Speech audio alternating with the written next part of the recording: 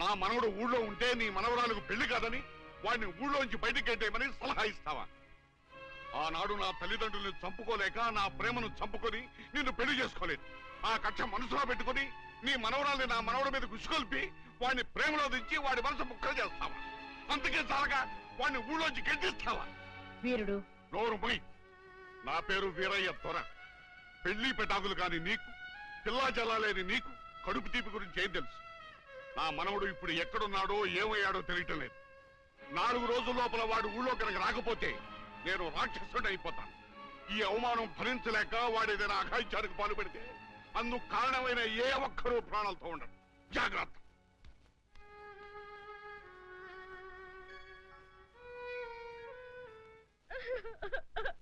అక్క ఏంటే ఏమైందే?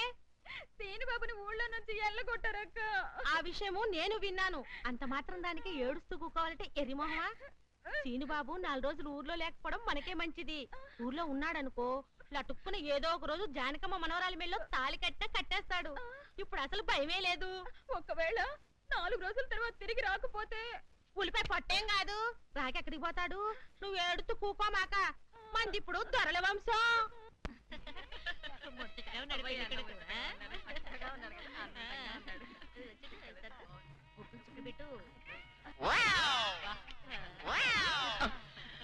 ఇదేమిటి? ముక్క మీద నల్ల చుక్క కదా పెట్టాలి, తెల్ల చుక్క పెట్టారేమిటి?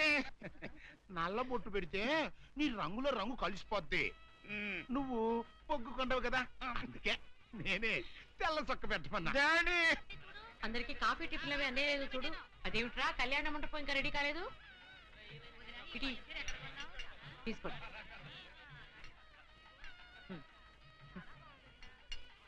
ఎంతైనా జానకమ్మే దగ్గరుండి అన్ని పనులు స్వయంగా చూసుకుంటది. మరి నన్ను ఏం చేయమంటారు చెప్పండి? నాదేమో ఆర్థికులని కొంపైపోయింది. మన ఇంట్లో పనులు మనం చేసుకుంటే తప్పే ఉందండి. ఏంటో ఆ సీనుబాబు గుళ్ళో గొడవ చేయకుండా ఉంటే ఈ ముహూర్తానికి మా పిల్ల పెళ్లి కూడా అయిండేది. ఈ ముహూర్తానికి ఎందుకులేండి, మాది అసలే దొరల వంశం. పొట్లకేం కాదు.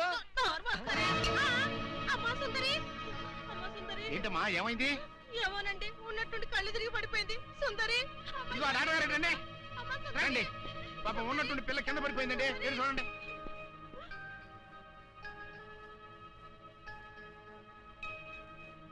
మీరేం కంగారు పడాల్సిన అవసరం లేదమ్మా. అమ్మాయి నెల తప్పింది. నెల తప్పడం ఏమిటండి? మీరేదో పొరపాటు పడి ఉంటారు. సరిగా చూడండి. పొరపాటు ఏం లేదమ్మా, అమ్మాయి గర్భవతి, 3వ నెల. అదెట్ట కుదురుతుంది డాక్టర్ గారు? ఆ సీనుగాడు పాప ఈ పిల్లని బలత్కారం చేసి 4 రోజులు కూడా కాలేదు, అప్పుడే 3వ నెల అట్ట వస్తే?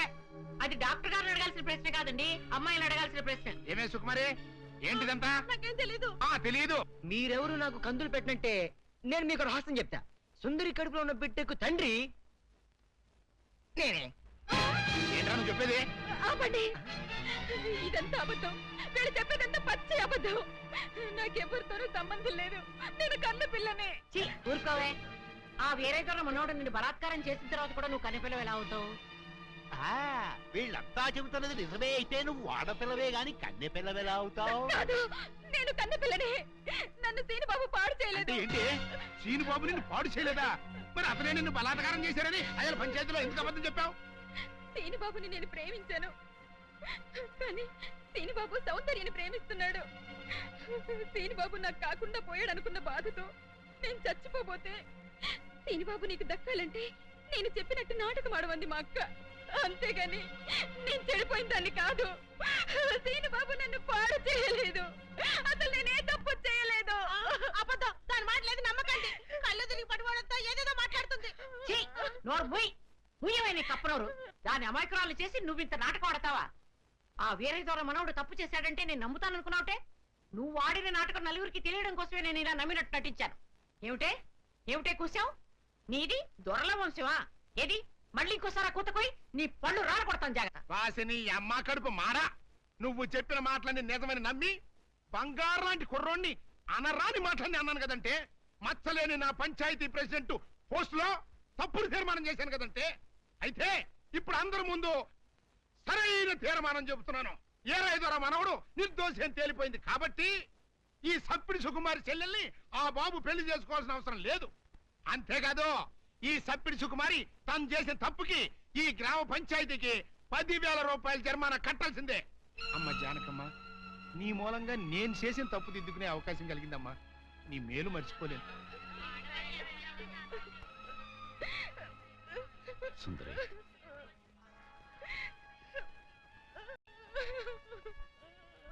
నిజమేంటో అందరికీ తెలిసిపోయింది.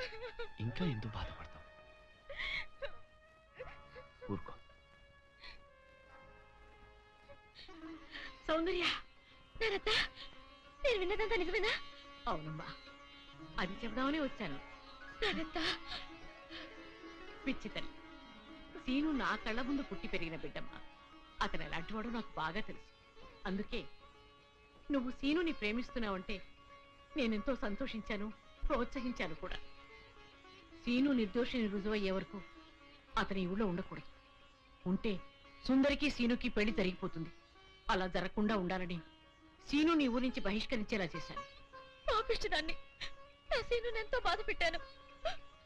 ఇప్పుడు ఎక్కడున్నాడో, ఏమైపోయాడో ఎలాగైనా వెతికి పట్టుకుంటాను. ఎక్కడని వెతుకుతావు? అవును, ఎక్కడని వెతుకుతాను? పిచ్చి పిల్ల, నువ్వెక్కడా వెతకనవసరం లేదు. నేనే సీనుని రప్పించాను. నిజంగానే నానత్త?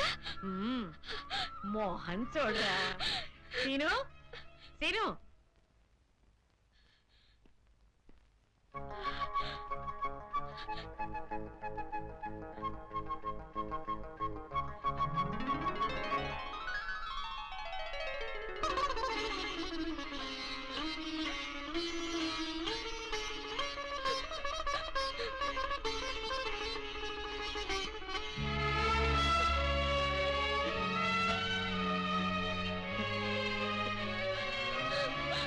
సుందర్య,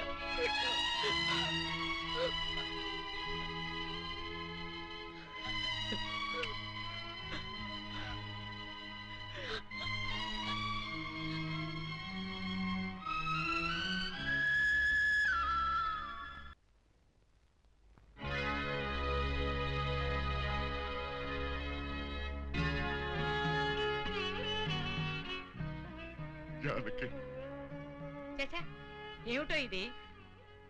ఊరంతా వెలివేసిన నా మనవణ్ణి నువ్వు ఒక్కదానివి వెనకేసుకొచ్చావని తెలియక నేను నానా మాట్లాడాను, నన్ను క్షమించు అంటావు, అంతే కదా? నిన్నిప్పుడేమిటి, 40 సంవత్సరాల క్రితమే క్షమించాను. వీరుడు, ఆ రోజు నేను పంచాయతీలో అలా ఎందుకు మాట్లాడానో చెప్పాలని నీ తోటకొచ్చాను. నువ్వు నా మొహం కూడా చూడకుండా వెళ్ళిపోయావు. సరేలే, ఇప్పుడు అవన్నీ ఎందుకని పెద్దిరాజుతో చెప్పి ముందు ఆ పెళ్లి ఆపాలి. అదే ముహూర్తానికి సీను సౌందర్యాల పెళ్లి జరిపించాలి. పెద్దిరాజు ఆ పెళ్ళాపడానికి ఒప్పుకుంటాడంటావా? పెద్దిరాజు చాలా పెద్ద మనసు కలవాడు. మనం వెళ్ళి సీను సౌందర్యాల ప్రేమ గురించి చెప్తే తప్పకుండా ఒప్పుకుంటాడు. పద, వెళ్దాం పద.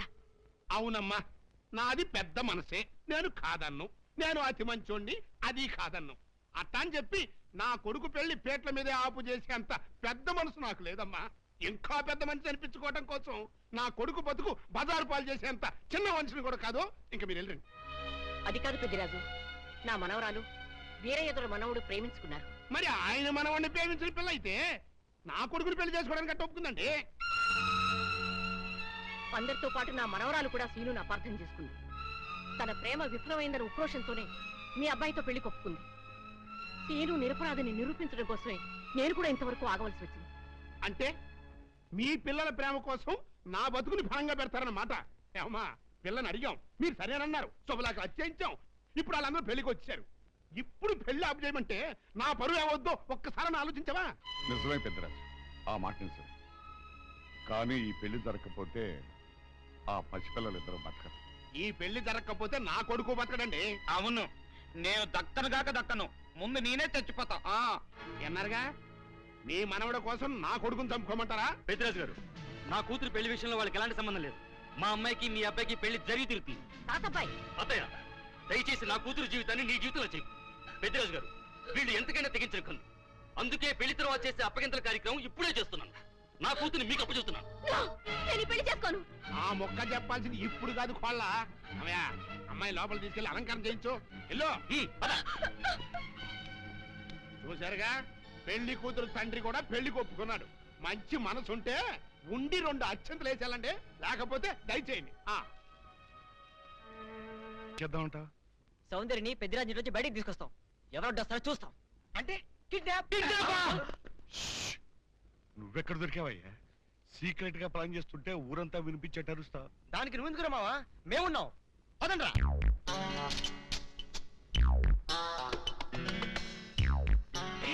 నువ్వు రావద్దు, నువ్వు ఇక్కడే ఉండు. రండి.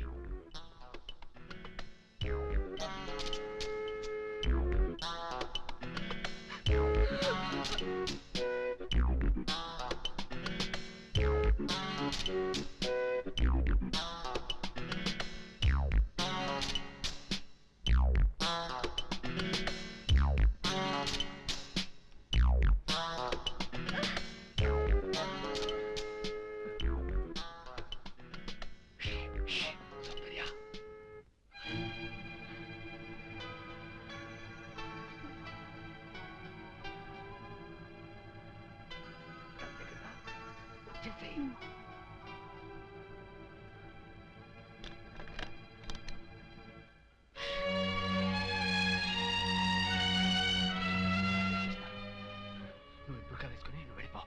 నీకు అదే మేనేజ్ చేస్తాను. రా రా.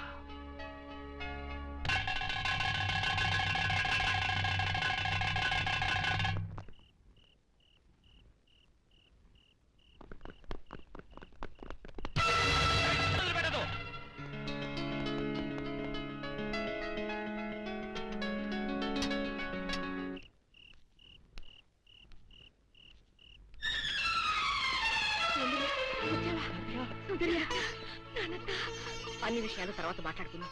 మీకు అరగంటలో రైలు ఉంది. ఇద్దరు తిరుపతి కొండ మీదకి వెళ్ళి పెళ్లి చేసుకోండి. ఇక్కడి పరిస్థితులు బట్టి వీలుంటే మేం కూడా ఆ సమయానికి అక్కడికి వస్తాం. ఇదిగో మీ టికెట్లకి ఖర్చులకి ఈ డబ్బు తీసుకోండి. మీరు తొందరగా వెళ్ళాలి. సౌందర్య తప్పించుకుందన్న విషయం పెద్దిరాజుకు తెలిసే లోపలే మీరు ఈ ఊరు వదిలి వెళ్ళిపోవాలి. ఏం పర్వాలేదు, ధైర్యంగా ఉండండి. బయలుదేరి పదండి. బయలుదేరి బయలుదేరి.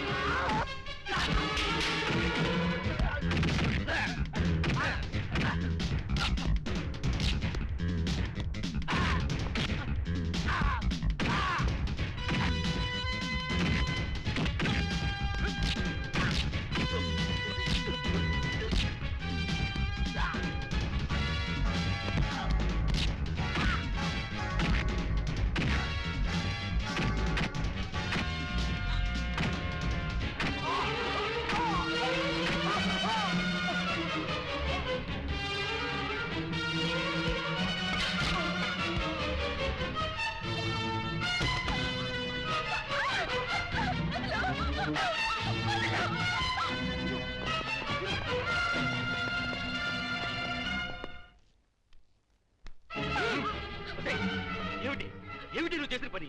ఆ పనికి మాల వెనతో లేచిపోయి నా పరువు తీస్తావుటే? ఇప్పుడు ఈ పిల్ల నీ కూతురు కాదు, నా కోడలు. ఏదో కొడతన వాళ్ళు చేసింది, ముహూర్తం టైంకి వచ్చేసింది కదా, వదిలేయ్. రేయ్ బుల్లిరాజు గారు తీసుకోండి. బుల్రాజు గారు కనపట్లేదు. కనబడబోవడం సరిగ్గా ఇల్లంతా చూసామండి, ఎక్కడ కనపట్లేదు. అయితే ఈ పిల్లని ఎత్తుకుపోయినట్టే కొన్నాళ్ళు నా బుల్లిరాజు గారిని కూడా ఎత్తుకుపోయింటారా? రేయ్ ఆ ఏరై దొరగాన్ని జానికమ్మని సీనుగాన్ని ఆ కుర్రాయాలని ఇల్లు ఎత్తి ఎక్కడ కనబడితే అక్కడ కట్టిపడేసి రాసుకోండి. వెళ్ళండి. చెప్పండి, నా కొడుకుని ఎక్కడ దాచారో చెప్పండి, లేకపోతే మిమ్మల్ని అందరినీ చంపి పారేస్తా. పెద్దరాజు పిచ్చి పిచ్చిగా వాక్కు. నీ కొడుకేమయ్యాడో మాకేం తెలుసు? తెలవదు. ఈ పెళ్లి అనుకున్న కాడించి దాన్ని ఎట్టాపు చేయాలా అని మీరు అందరూ కలిసి పన్నాగాలు వేశారు. ఆఖరికి నా కొడుకును కూడా మాయం చేశారు. చెప్పండి, అని ఎక్కడ దాచారు? మాకు తెలియదని చెప్తుంటే వినిపించుకోవే. జానకమ్మ పల్నాటి నాగమ్మ లెవెల్లో పథకాలేసి ఈ పెళ్లిని జరగొడదామని చూశావు. అది తెలుసుకోలేనంత ఎదవని కాదు నేను. మీ అందరికీ తెల్లారదాకా టైం ఇస్తున్నా. నా కొడుకుని ఎక్కడ దాచారో చెప్పకపోతే మీ అందరి బతుకులు తెల్లారిపోతాయి. నిజంగా బుల్రాజు వేయడం మాకు తెలియదండి. నేను ఇంకేమీ దలుచుకోలేదు. మీకు ఇచ్చిన గడువు లోపల మీరు నిజం చెప్పాలి, అదే నేను వినాలి, అంతే.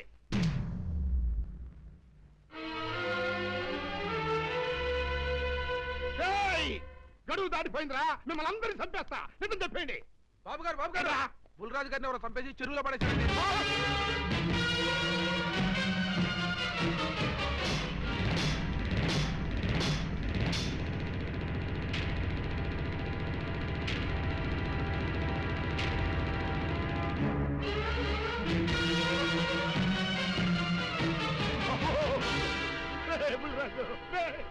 ధర్మానికి మారుపేరైన మీ కన్న కొడుకు మీద ఎవరు పగ పెంచుకున్నారో గాని మొహం నామరూపాలు లేకుండా చెక్కేశారు బాబా.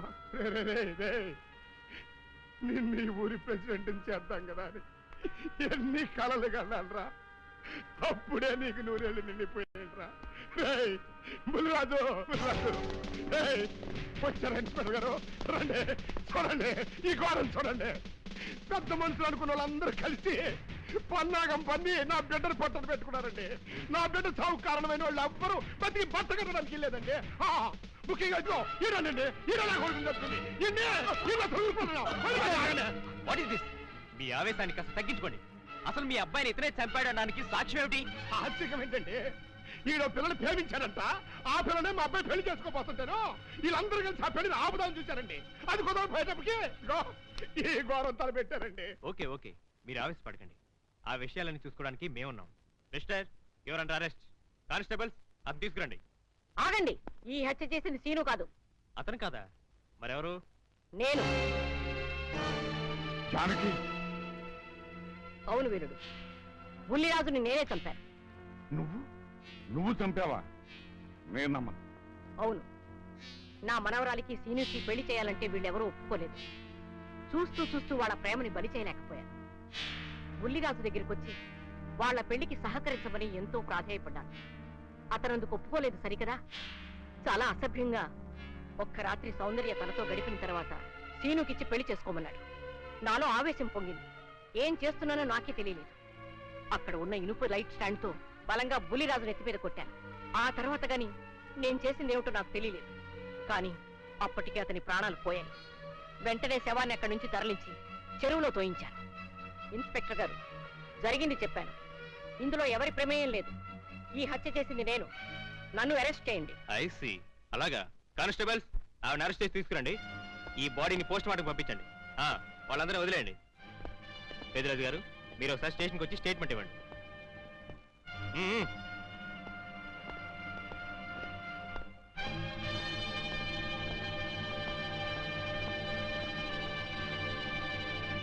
చెప్పు జానకి, ఏం చేయాలో చెప్పు. నా మెళ్ళో ఉరితాడు పడేలోగా నా మనవరాలి మెళ్ళో నీ మనవడు పసుపుతాడు కట్టాలి.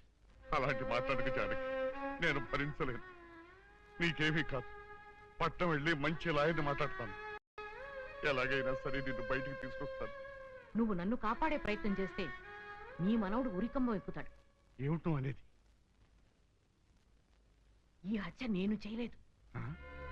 మరి సౌందర్యని పెళ్లి చేసుకుంటే నిన్ను చంపేస్తానని బుల్లిరాజుని గుళ్ళో బెదిరించాడు కూడా సీను. ఈ పరిస్థితిలో సీనుని అరెస్ట్ చేస్తే సాక్ష్యాలన్నీ అతన్ని హంతకుడిగా నిరూపిస్తాయి. సీనుకి శిక్ష పడితే నా మనవరాలి గుండె పగిలిపోతుంది. అందుకే ఆ జంట దూరం కాకూడదని ఈ హత్య నేనే చేశానని నేరం నా మీద వేసుకున్నాను. జానకి, నా మనమని బతికించడం కోసం నువ్వు ఉరికమ్మ ఎక్కుతావా? లేదు వీరు, నీ మనవని బ్రతికించడం కోసమే కాదు, ప్రేమని బ్రతికించడం కోసం, ప్రేమికుల్ని కలపడం కోసం. జానకి సార్, మనుషులు శాశ్వతం కాదు వీరు. ప్రేమ ఒక్కటే శాశ్వతం. మన ప్రాణాలు ఇచ్చేనా ప్రేమని బ్రతికించాలి, వాడిని దంపతులు చెయ్యాలి. అదే నా కోరిక. చేస్తావు కదూ?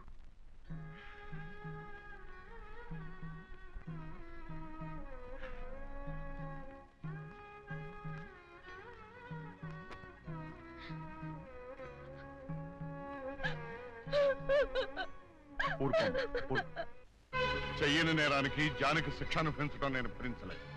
ఆమె చేసిన త్యాగానికి మన కుటుంబం మొత్తం తరతరాలుగా సేవ చేసిన ఆమె రుణం చేరు. మనం వెంటనే పట్టణం వెళ్ళి మంచి లాయర్ని మాట్లాడు. నా ఆస్తి మొత్తం పోయినా సరే జానకిని మాత్రం కాపాడాలి.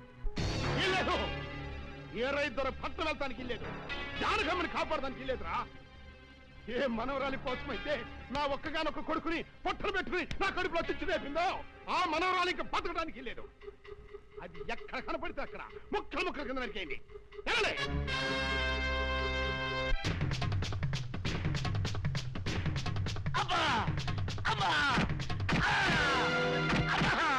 అభం శుభం తెలియని నా చెల్లిని పెళ్లి చేసుకుంటాను నమ్మించి మోసం చేస్తావా? నువ్వు వేరే పెళ్లి చేసుకుంటావు తెలిసి కూడా నీకు ఏ అపకారం తలపెట్టకుండా తను ఆత్మహత్య చేసుకోబోయిందిరా నా చెల్లెలు. అలాంటి మంచి పిల్లకి ద్రోహం చేయడాన్ని మనసులో వచ్చిందిరా.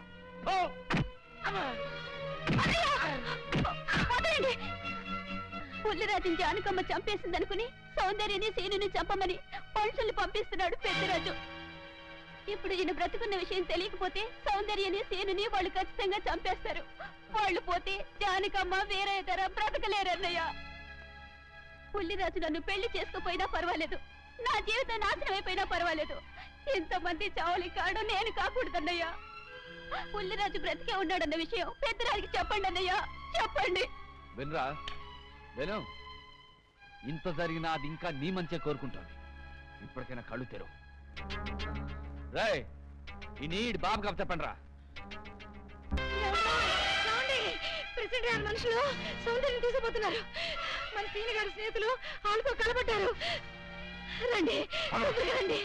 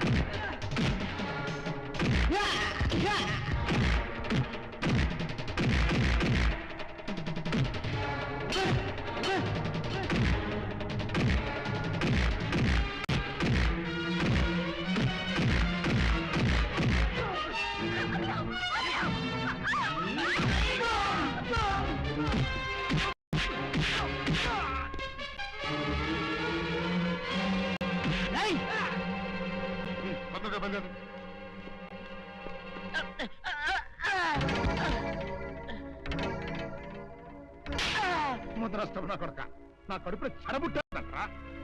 ఎంతకన్నా నువ్వు చచ్చినా బాగుండే. నువ్వు నిజంగా చచ్చావనుకుని ఆ పిల్లలు కూడా చంపే మరి మనుషులు పంపించారు కదట్రా. అమ్మా గౌరీ, మా ఊరు చేసిన ఏదో పనికి నేను క్షమాపణ కోరుకుంటానమ్మా. పెద్దవారు అంత మాట అనకండి. ఏంట్రా సిగ్గు లేకుండా ఇంకా నిలబడదొస్తావు? లగెత్తులు పోలీస్ స్టేషన్కి వెళ్ళి నేను ఇంకా బతికుండే తెచ్చాను అని చెప్పి జానకమ్మని నిడిపించుకురా. ఆ పిల్లకేం కాకుండా నేను చూసుకుంటా. అతను నిలబడతావురా పో.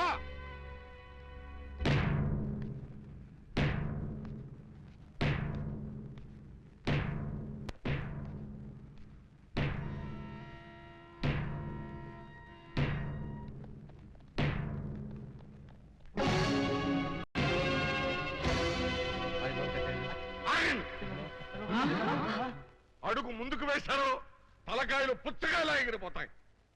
బాబు మీరు ఇక్కడే ఉన్నాడు, వాడు అంచు చూస్తాను. ఒరే పెద్దిరాజు, నీ బలగాన్ని వెంటేసుకొస్తే నేను బెదిరిపోయి నా మనవన్నే మనవరాలు నీకు అప్పగిస్తాననుకున్నావురా? ఆవేశం తగ్గించే కాస్త నేను చెప్పేది ఇరవయా. దమ్ములుంటే మగాడన్నవాడు ముందుకు రండిరా, ఈ వేరే ధర సత్తాయిటో చూపిస్తాను. పిలిపించుకోండి బాబు.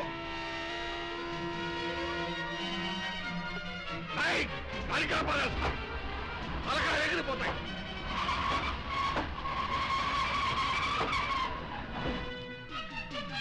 నేను అమ్మాయి మీరు ఎక్కడే ఎక్కడ మీరు వీళ్ళ సంగతి చూస్తాను. తాతయ్య మరి నువ్వు ఎక్కడే తాతయ్య పెద్దరాజు తలకాయ ఎగిరిపోతుంది. ఎక్కడెక్కడ వస్తున్నారు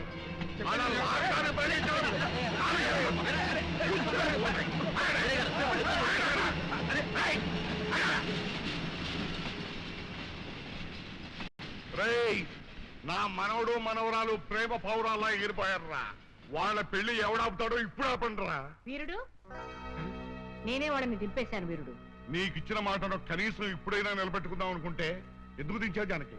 బుల్లిరాజు బ్రతికినాడు తాతయ్య. బుద్ధిరాజు బతికే ఉన్నాడా? అదిగో నిక్షేపంలా ఉన్నాడు మా అల్లుడు గారు. బుద్ధిరాజు నీ అల్లుడా? అవును వీరయ్యా, మా ఓడి పెళ్లి చేసుకోవాల్సింది జానకమ్మ గారి మనవరాలి కాదు, ఈ పంతులు గారి కూతుర్ని. ఇది చెప్దామని వస్తేనేమో నువ్వేమో ఖర్చు ముట్టుకుని అందునే మరి రైలు మొత్తంలో ఎవరే మాట్లాడుతారో నాకు అర్థం చేస్తాక. అయితే త్వరగా రండి, అందరం కలిసి పెళ్లి ఏర్పాట్లు అక్కడే చేద్దాం. ఈ కథతో భరేస్తాంలే.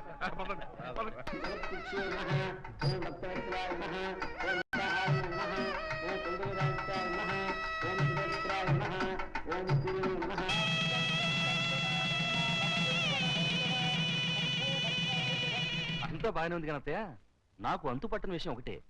ఇంతకీ నువ్వు చంపింది ఎవరిని? మీ అత్తయ్య ఎవరిని చంపలేదు, అంతా ఉత్తుదే. మరి ఆ చెరువులో దొరికిన శవం? నేను చెప్తాను.